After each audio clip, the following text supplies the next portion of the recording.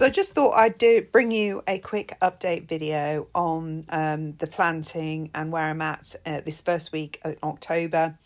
It is still a heat wave. It's brilliant because I actually can't stand winter. So the longer we have sun, the better. What I'm showing you here now is the raised beds that I had to obviously fill for planting all these seeds that I've been starting, as you've seen in my previous videos. You can see on the right, there's me bulking the one out the front with cardboard and old compost leaves.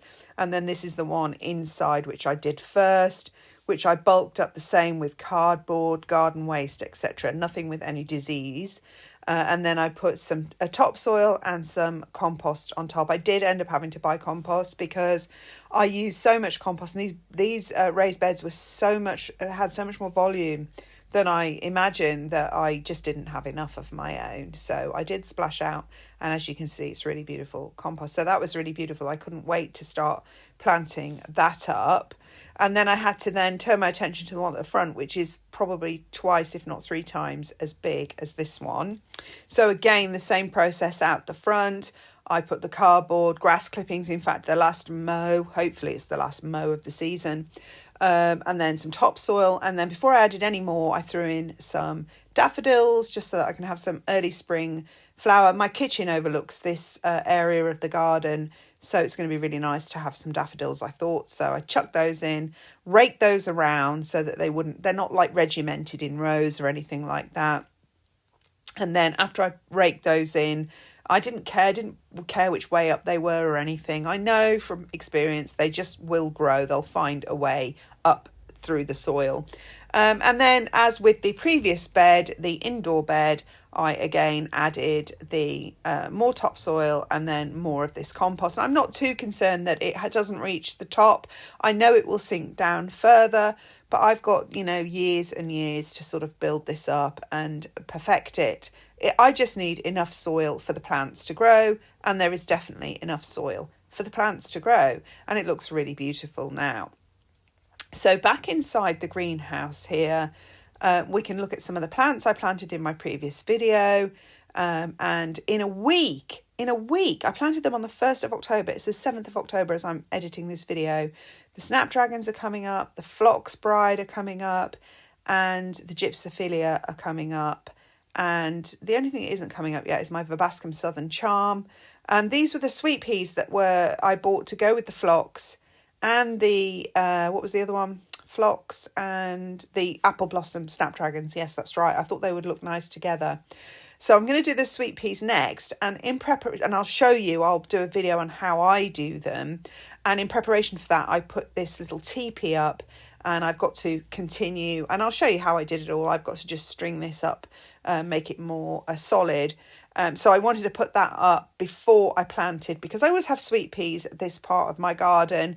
And I thought, just because I've put a border and a greenhouse here, it doesn't really mean I can't have sweet peas. By the time the sweet peas are growing, it won't really matter what's in here, will have already flowered. So these now are the snapdragons. So these are the Costa snapdragons.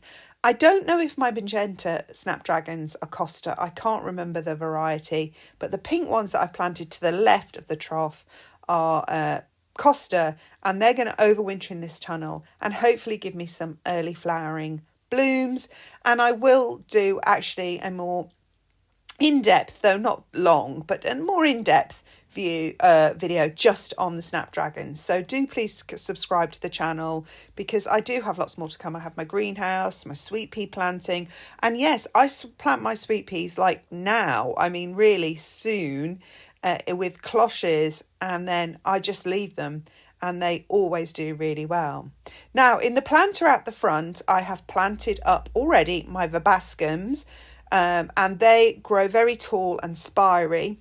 So in front of those, I'm going to plant the foxgloves here that I'm showing you. Foxglove Excelsior, Apricots and Alba.